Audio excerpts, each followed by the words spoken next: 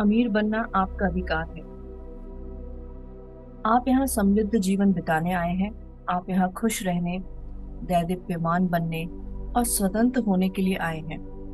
इसलिए एक पूर्ण, सुखद और समृद्ध जीवन जीने के लिए आपको जितना पैसा चाहिए वो आपके पास होना चाहिए।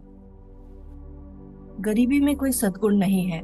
यह एक मानसिक रोग है जिसका इस पृथ्वी से समूल नाश कर देना चाहिए। आप यहाँ विकास करने आए हैं, विस्तार करने आए हैं और खुद को प्रकट करने आए हैं। आध्यात्मिक दृष्टि से, मानसिक दृष्टि से और भौतिक दृष्टि से आपके पास इन सारे क्षेत्रों में संपूर्ण विकास और अभिव्यक्त करने का पूरा अधिकार है, जिसे आपसे छीना नहीं जा सकता। आपको खुद को सौंदर्य और विलासिता से घेर लेना चाहिए। जब आप असीम की दौलत का आनंद ले सकते हैं, तो फिर सीमित पैसों से क्यों संतुष्ट रहे। अमीर बनने की आपकी इच्छा अधिक पूर्ण, अधिक खुश, अधिक अद्भुत जीवन की इच्छा है। यह एक ब्रह्मांडीय आकांक्षा है और ये अच्छी है, ये बहुत अच्छी है। धन के सच्चे महत्व को देखना शुरू करें।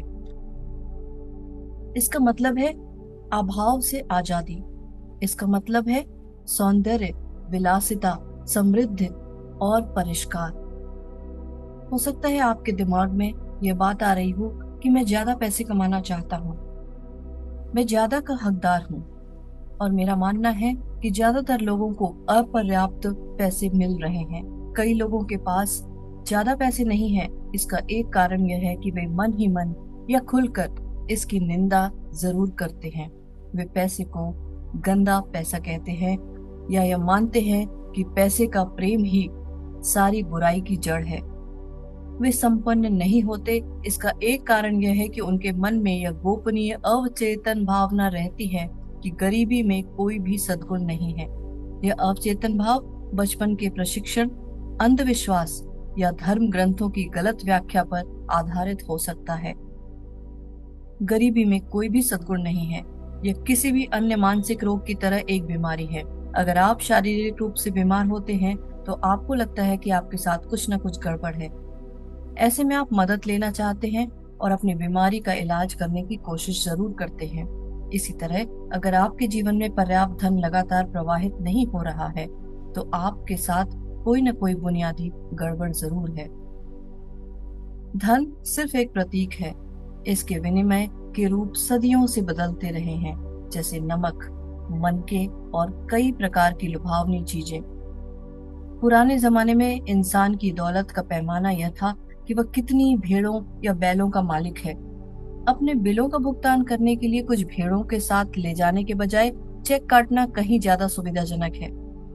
ईश्वर नहीं चाहता कि आप किसी भी तरह से भूखे रहें, परेशानी में रहें, दुखी रहें।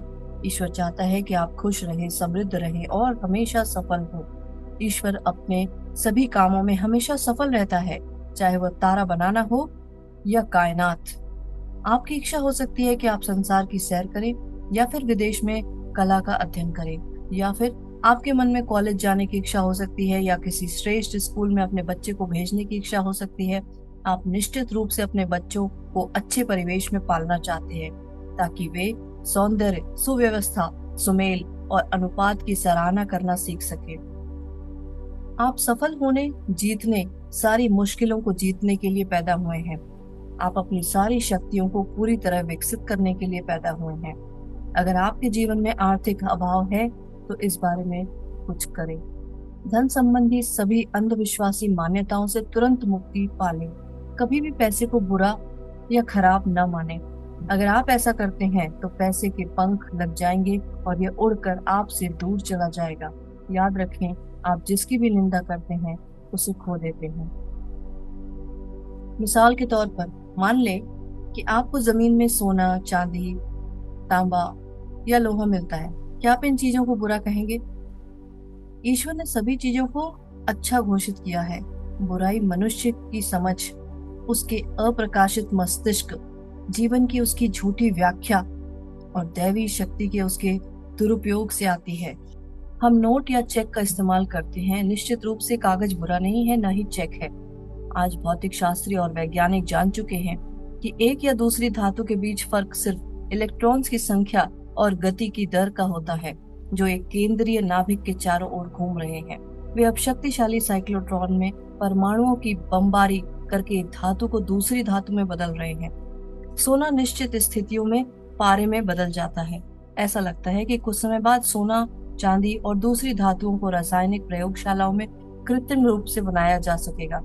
मैं इलेक्ट्रॉन्स, न्यूट्रॉन्स, प्रोटॉन्स में कोई बुराई देखने की कल्पना नहीं कर सकता। आपकी जेब में रखा कागज, पैसे का कागज, इलेक्ट्रॉन्स और प्रोटॉन से बना है, जो अलग तरीके से व्यवस्थित है। उनकी संख्या और गति की दर अलग है। सिर्फ इसी मायने में वह कागज आपकी जेब में रखा है और सोने या चांदी से भिन्न है। कुछ लोग कहेंगे, ओह, लोग पैसे के लिए लोगों की जान ले लेते हैं, वे पैसे के लिए चोरी करते हैं।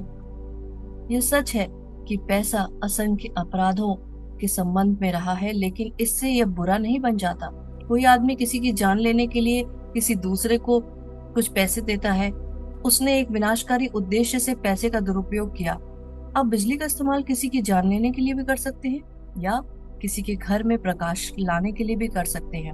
आप पानी का इस्तेमाल किसी शिशु की प्यास बुझाने के लिए भी कर सकते हैं, या इसमें उसे डुबाने के लिए भी कर सकते हैं। आप आग का इस्तेमाल किसी बच्चे को गर्मी देने के लिए भी कर सकते हैं, या फिर उसे जलाकर मार डालने के लिए भी कर सकते हैं। एक और उदाहरण यह है कि आप अपने बगीचे की मिट्टी लाकर अपने कॉफी के कप में डाल देते हैं। आपने गलत किया है, बुराई आपकी है। मिट्टी बुरी नहीं है और न ही कॉफी बुरी है। मिट्टी को गलत जगह पर डाला गया है। इसकी असली जगह आपका बगीचा है। इसी तरह अगर आपके अंगूठे में सुई चुभ जाती है तो यह सुई बुरी नहीं है।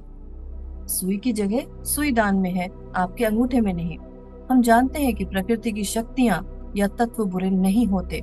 यह तो हमारे इस्तेमाल पर निर्भर करता है कि वह हमें फायदा पहुंचाते हैं या हमारा नुकसान करते हैं। कई बार ये सुनने को मिलता है कि लोग कहते हैं कि मुझे पैसा पसंद नहीं है, ये सारी बुराइयों के जड़ है। पैसे का प्रेम अगर बाकी सारी चीजों से प्रबल होगा तो आप एक तरफा और असंतुलित हो जाएंगे। आप संसार में अपनी शक्ति या सत्ता को समझदारी से इस्तेमाल करने आए हैं। कुछ लोग शक्ति की चाह रखते हैं, बाकी पैसे की। अगर आपका दिल पैसे पर लट्टू हो जाता है तो आप कहते हैं, बस मैं तो इसी को चाहता हूँ। मैं अपना सारा ध्यान पैसे के संग्रह पर केंद्रित करने जा रहा हूँ। दूसरी कोई चीज मायने नहीं रखती। तो आप पैसा कमा सकते हैं और दौलत इकट्ठी कर सकते हैं, लेकिन आप भूल रहे हैं कि आप यहाँ पर एक संतुलित जीवन जीने के लिए आए हैं। मिसाल के तौर पर, अगर आप किसी संप्रदाय या धार्मिक समूह के सदस्य हैं और इसके बारे में कट्टर बन जाते हैं, खुद को अपने दोस्तों और समाज और सामाजिक गतिविधियों से अलग कर लेते हैं, तो आप असंतुलित, अंतर्मुखी और कुंठित हो जाएंगे। प्रकृति संतुलन पर जोर देती है। यदि आपका सारा समय बाहरी चीजों और संपत्ति में ही लगा रहेगा तो आप मानसिक शांति, मधुर संबंध, प्रेम, खुशी या आदर्श जीवन से वंचित रह जाएंगे। आप पाएंगे कि आप कोई भी ऐसी चीज नहीं खरीद सकते जो असली है। आप दौलत का संग्रह जरूर कर सकते हैं, इसमें कोई बुराई नहीं है। बुरा तो तब है जब आप हर दूसरी चीज से परे सिर्फ पैसे से ही प्यार करें।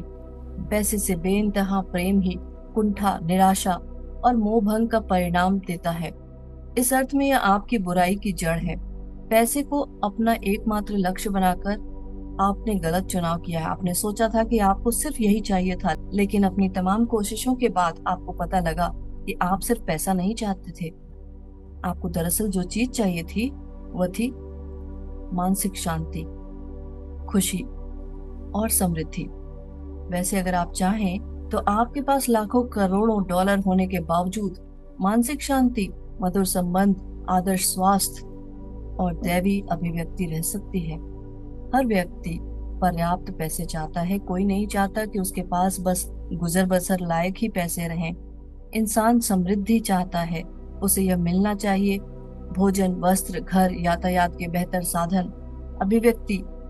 समृद्धि के लिए हमारी जो आकांक्षाएं, इच्छाएं और आवेग हैं, वे सब ईश्वर के दिए हैं, दैवी हैं, अच्छे हैं।